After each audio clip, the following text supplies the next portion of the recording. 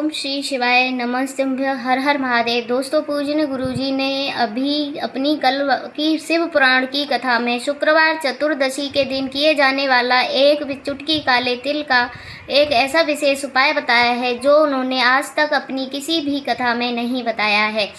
पूजनीय गुरुजी ने कहा कि जब आपके हाथ तंग चल रहे हों, जब रुपए पैसे कहीं से प्राप्त न हो पा रहे हों, जीवन में चारों तरफ से सिर्फ परेशानियां आ गई हों, उन्हें से बाहर निकलने का कोई रास्ता ना दिखाई दे रहा हो, तो 28 मार्च 2025 शुक्रवार चतुर्दशी के दिन एक कर लेना एक चुटकी काले तिल वाला उपाय।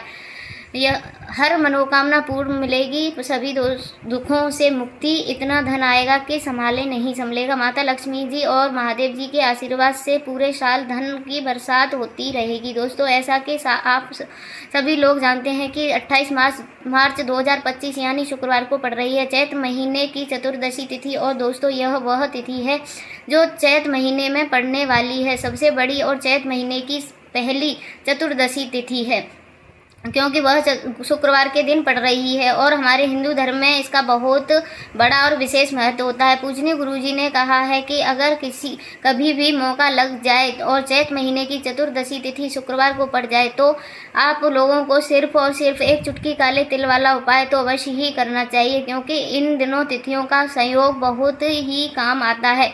इसी के साथ दोस्तों, गुरुजी ने कहा है कि जब भी चैत महीने की चतुर्दशी तिथि पड़े तो आप लोगों को सिर्फ एक चुटकी काले तिल वाला उपाय तो अवश्य करना चाहिए। उपाय इतना खास है कि अगर आपने सही मुहूर्त पर सही क्रिया अनुसार कर एक चुटकी काले तिल वाला उपाय कर लिया, जो प्राचीन काल के समय का महा उपाय है, तो मान के चलिए दोस्तों, महादेव जी के आशीर्वाद से आपके जीवन का कितना भी बड़ा दुख हो उससे आपको मुक्ति मिल जाएगी। आपकी कोई भी मनोकामना हो, मान लीजिए आप नौकरी की तैयारी कर रहे थे तो नौकरी लग जाएगी, आपका बंद पड़ा व्यापार चल पड़ेगा। और दोस्तों, आप जिस बीमारी से आप बहुत दिनों से परेशान थे, उस बीमारी से आपको मुक्ति मिल जाएगी। आपके जीवन में धन आना शुरू हो जाएगा, आपके जीवन में धन आने के नए नए रास्ते खुल जाएंगे। और मान के चलिए दोस्तों, फिर आपको किसी भी प्रकार की परेशानियों का सामना नहीं करना पड़ेगा। चलिए दोस्तों, 28 मार्च 2025 शुक्रवार चतुर्दशी के दिन आप लोगों को इस वाले उपाय को ज़रूर कर लेना है। भले ही अपने पूरे साल भर इस उपाय को ना किया हो, पर अगर आपने इस चैत महीने में पड़ने वाली चतुर्दशी के दिन अगर इस वाले उपाय को कर लिया तो आपको इस उपाय को करने का वह फल मिलेगा जिसकी आपने कभी कल्पना भी नहीं करी होगी। इसीलिए आप लोग इस काले तिल वाले उपाय को एक बार ज़रूर कर लेना, ताकि आप लोगों के हाथ से यह मौका ना जा सके और आपको इस उपाय को करने का फल मिल सके। दोस्तों, यह उपाय पंडित जी ने अपनी अभी की ही शिव पुराण की कथा में बताया है, तो इस उपाय को आज हम आपको बहुत अच्छे से समझाने वाले हैं। इस वीडियो को देखने के बाद इस उपाय को समझने के लिए आपको कोई भी वीडियो को देखने की ज़रूरत नहीं पड़ेगी। तो दोस्तों, इस उपाय को आपको कैसे करना है, कब करना है, कहाँ पर करना है और उपाय को करते समय आपको किन किन गलतियों को नहीं करना है और आपको किन किन बातों का ध्यान रखना है, यह सारी जानकारी हम आपको इस वीडियो में देंगे। तो चलिए दोस्तों, उपायों की शुरुआत करते हैं। अगर आप भी चाहते हैं कि महादेव जी का आशीर्वाद आप पर सदैव बना रहे तो वीडियो को लाइक करें, चैनल को सब्सक्राइब करें और कमेंट बॉक्स में हर हर महादेव ज़रूर लिखें। और अपने फ़ायदे के लिए, गरीबी दूर करने के लिए इस वीडियो को पूरा देख कर जाना। यदि आज आपने वीडियो को बीच में से देखा, कट करके देखा, तो जीवन में आपको कभी सफलता हासिल भी नहीं होगी। देखिए दोस्तों, यह 28 मार्च चतुर्दशी का दिन यह इतना खास होता है, इतना महत्वपूर्ण होता है। देखा गया है कि कभी कभी बड़े बड़े पूजा अनुष्ठान पाठ से जो मनोकामना पूर्ण नहीं होते, वह 28 मार्च शुक्रवार के दिन एक छोटे से उपाय करने से ही आपकी मनोकामना पूर्ण हो जाती है। अब हम समझते हैं इस वाले उपाय को हमें करना किस समय है। इस एक चुटकी काले तिल वाले उपाय को हमें चैत महीने के शुक्रवार के दिन करना है। कि समय तो देखिए, इस उपाय को करने का जो समय है वह सुबह का समय भी है और शाम का भी। अब देखिए, यहाँ पर हम मुख्य रूप से सुबह का समय नहीं बोलेंगे, क्योंकि 28 मार्च शुक्रवार चतुर्दशी का दिन है और इस दिन प्रदोष काल के समय का बहुत महत्व होता है। बाकी अगर सुबह के समय भी करेंगे तो भी अच्छा होगा, उसमें कोई दिक्कत वाली बात नहीं है। तो चलिए जान लेते हैं इस विशेष उपाय के बारे में। लेकिन उससे पहले एक प्रार्थना, अगर आप इस चैनल पर नए हैं तो आप इस वीडियो को लाइक करें, चैनल को सब्सक्राइब करें। अब हम अपने सबसे पहले उपाय की बात कर लेते हैं। उपाय के लिए आपको 2 दीपक लेने होंगे।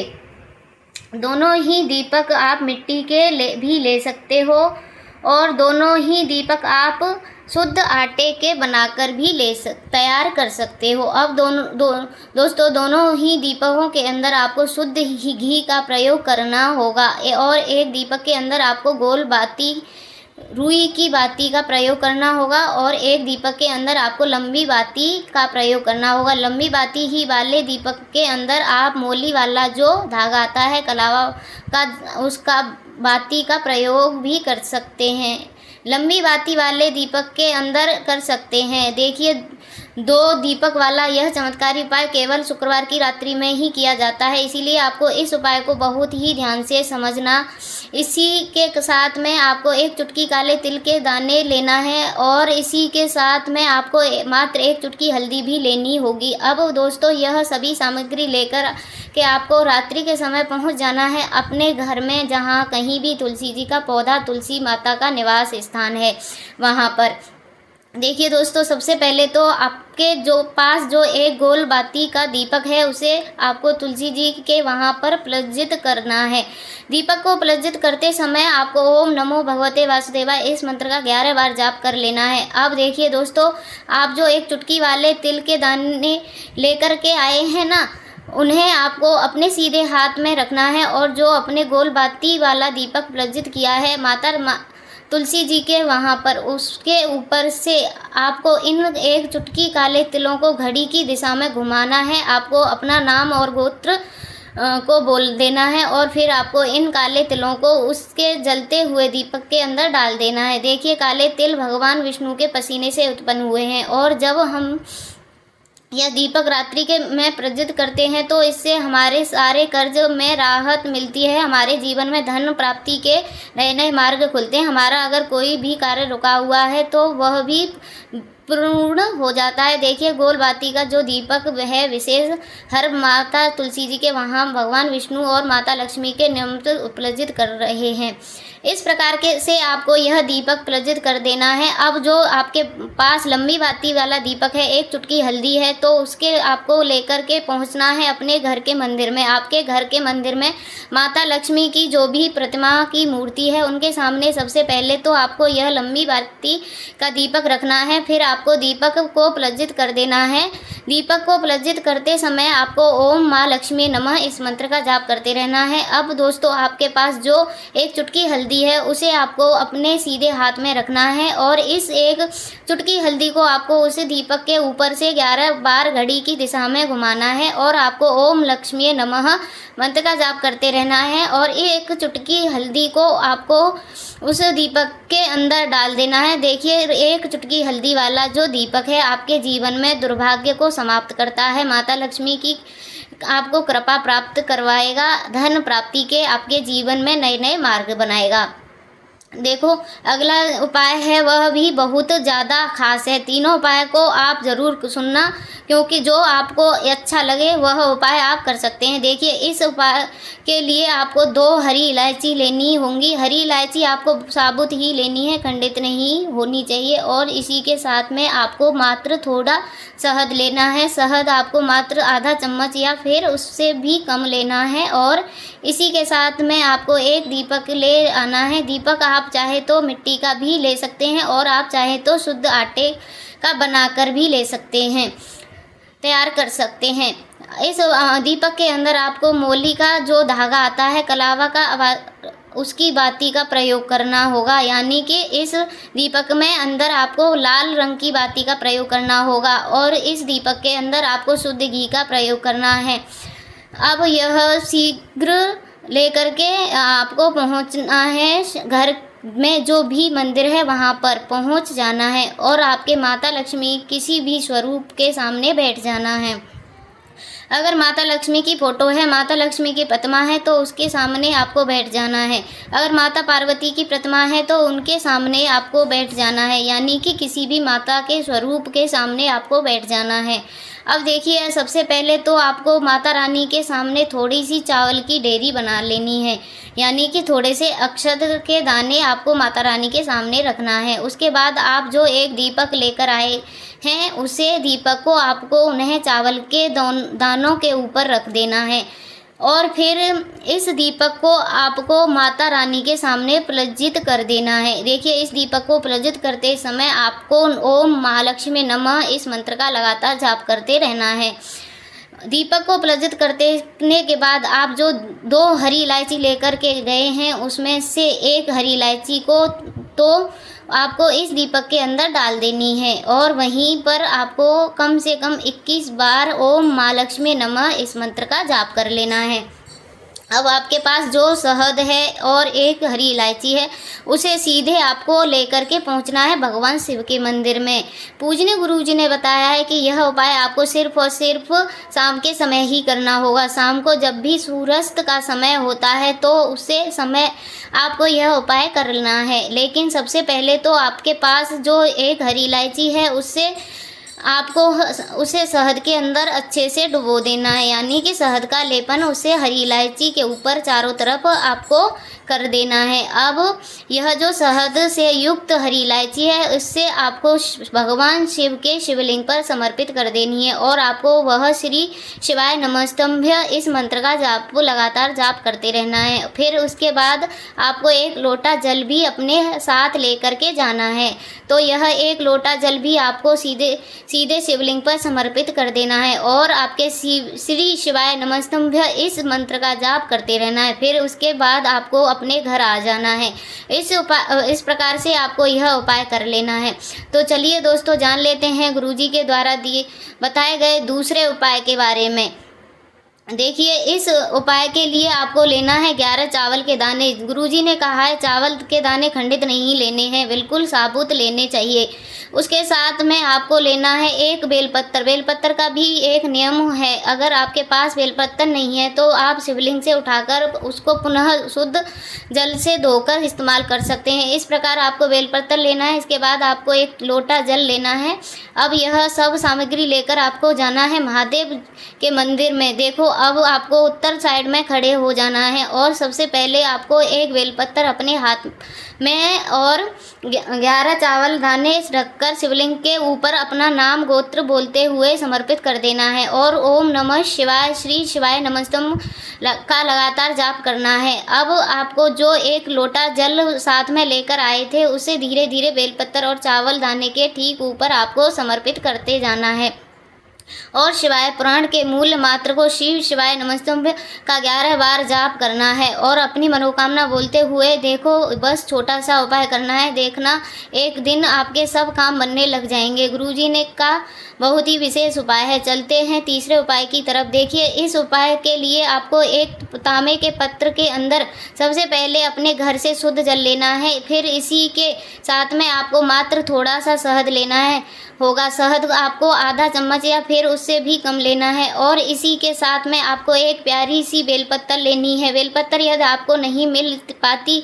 तो भगवान शिव के शिवलिंग पर चढ़ी हुई बेलपत्र को आप पूर्ण शुद्ध जल से धोकर आपको प्रयोग कर सकते हैं और बेलपत्र है जो वह कहीं से भी कटी पिटी खंडित नहीं होनी चाहिए। अब यह तीनों सामग्री लेकर के सीधे आपको पहुंच जाना है भगवान शिव के मंदिर में। यह उपाय सुबह से लेकर शाम तक किसी भी समय कर सकते हैं। देखिए, सबसे पहले तो आपके पास जो शहद है उसमें आपको अपने सीधे हाथ में चुट्टी उंगली के जो पास वाली उंगली होती है, अमामिका उंगली, उसमें थोड़ा सा शहद आपको लेना है और इसे उंगली पर जहाँ माता अशोक सुंदरी का स्थान होता है वहाँ पर आपको ओम का निर्माण करना है। लेकिन जलधारी के बिल्कुल बीच में जो स्थान होता है उसे माता अशोक सुंदरी का स्थान कहते हैं और इसी स्थान पर अशोक शहद के ओम का निर्माण करना है। अब दोस्तों, आप पास जो एक बेलपत्र के उसके आपको सीधे सीधे हाथ की हथेली पर रखना है और महादेव के सामने अपनी विशेष मनोकामना, आपके जीवन में जो भी संकट चल रहे हैं, जो भी समस्या चल रही हैं, जो भी जीवन में दुर्भाग्य बना हुआ है, आप अपने किसी भी कार्य में सफलता नहीं पा रहे हैं, तो जिस भी प्रकार की आपकी समस्या है आपको दूर करने के लिए आपको महादेव के प्रार्थना कर लेनी है। और फिर यह जो एक बेलपत्र है उसके आपको शिवलिंग पर माता अशोक सुंदरी वाले स्थान पर समर्पित कर देना है। देखिए जहाँ पर आपने ओम का निर्माण किया है उसी के ऊपर आपको यह बेलपत्र समर्पित कर देनी है।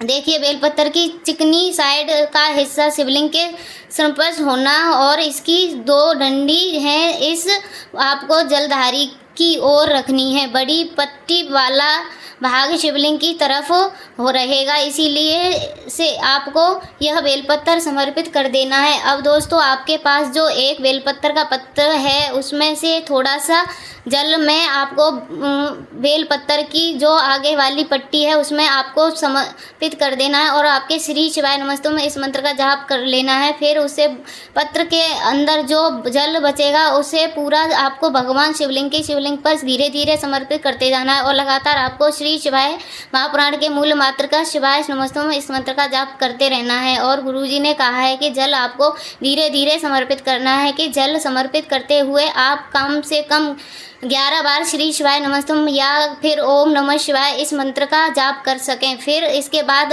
वापस आपको अपने घर आ जाना है। इस प्रकार से आपको यह उपाय कर लेना है। आप देखेंगे कि आपकी सभी मनोकामना अवश्य ही पूर्ण होंगी। यह उपाय आपको अवश्य करने हैं।